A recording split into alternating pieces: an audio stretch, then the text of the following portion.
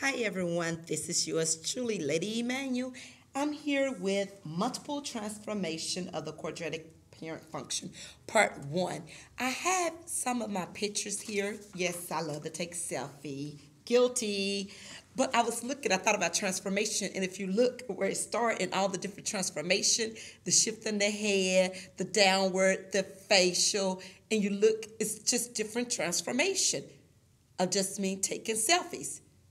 Okay, so you were doing transformation a lot. However, I know you'd be like, "Well, that's fun. That's cool. Taking selfie doing transformation."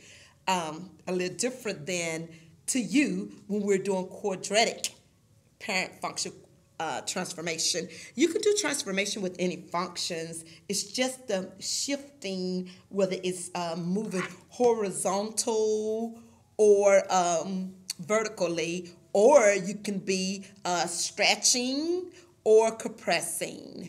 I call it getting skinnier or getting fatter. We do it all the time. I'm guilty. Help me. The food is delicious. Here we go, guys. For this lesson here, we're going to our learning targets are graph reflections of the quadratic parent function. And remember that the parent function, look, I'm like, the quadratic parent function, remember that it's f of x equals x squared. Okay, you had that in previous assignments. It's identify and distinguish among transformation, and it is talking about, when you say transformation, it is talking about the translation, for example, vertical and horizontal, and as well as the shrinking, the vertical shrinking and the vertical compression. Same thing, vertical shrinking and vertical stretching. Here we're going to compare functions represented in different ways. Okay, so let's get started. Here it says the quadratic parent function f of x equals x squared is graphed. So it is right here graphed below. This is your parent function, the quadratic. And they also have the equation right here for the parent function. It's a graph g of x equals negative x squared on the same coordinate grid. Now, what I noticed is that this x squared is the same as the parent function. The only difference is we're going to do the negative. We're doing the opposite. So let's go ahead and make a table. And I guess I should have had a pencil ready to rock and roll with you guys. I'm going to make a table. Okay, I will make a table here. And I will put here g of x here for the negative x squared. Okay, and here is just the x value. Let's do negative 3, negative 2, negative 1, 0, 1, 2, 3. Okay, and we're just going to do just like just like we did with other table values. We're just going to substitute the x value into the formula. So here, if you guys recall when you were doing the parent function and you have your table here for the parent function, you get the 9410149. When you substitute these domains in, we got this range here for the parent function. So here it's going to be the same, but it's going to end up being negative. Okay. So we're going to say negative 3.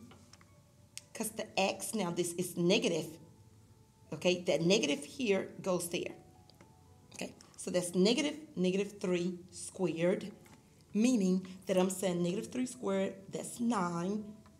Then, don't forget the negative, so in this case, it would be negative 9. Then this would be negative 4. So look at your reference to your parent function table values that you already have. Negative 1 squared would be 1. Then with the negative here, they will make it negative 1. Then we'll have 0. Then we will have negative 1, negative 4, negative 9. Okay? Like I said, connect this back to your table value for your parent function. And the y value for g of x will all be negative because it says the opposite of x squared.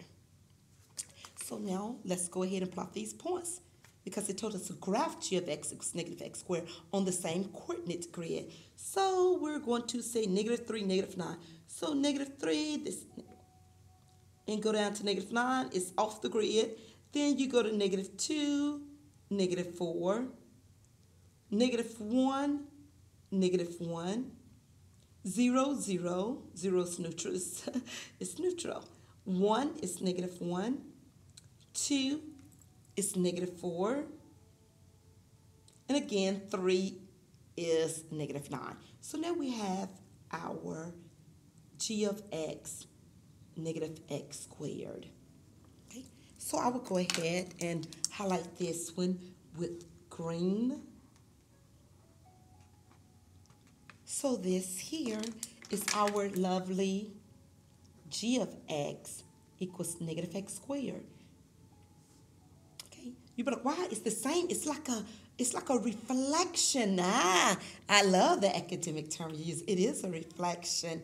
Here on number 2, it's telling us to compare g of x and its graph to the parent function f of x equals x squared. So when we're looking at the parent function and g of x equals negative x squared, you notice that it appears that the parent function was just reflected over the x-axis, giving us negative x squared.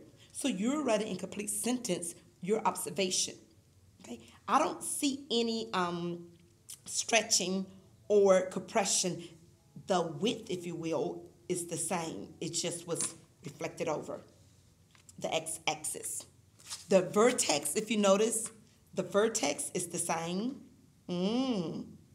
But, I'm going to let you think about this one. I'm going to come back with a part 2 because what is different about the vertex? Both of the vertex is 0, 0. Look, it's right there at the origin. But what is the difference? What is the difference? And I'm going to leave you there. Thank you. Bye-bye.